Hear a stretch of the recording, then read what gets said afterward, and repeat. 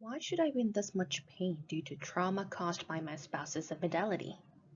You are in pain and agony when you found out your spouse's infidelity because you want to recover from it.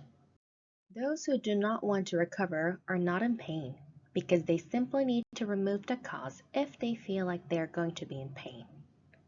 The fastest way to remove the cause is divorce, but wounds still exist.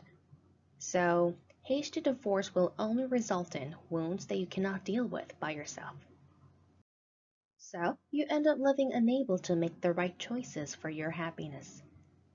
If you are suffering in pain and from a difficult time, it is because of your desire to recover yourself.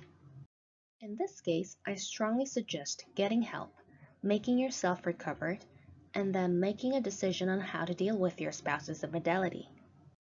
I mostly suggest either psychotherapy tour or online treatment training because there's no treatment method other than these two. People try hard to recover themselves, but this effort can easily lead to a crisis, amplify pain and hardship, or even be more collapsed. It is important to consider the opposite effects that could come when treatment is not done. The woman who was in an inappropriate relationship with your husband was not that kind of woman in the beginning.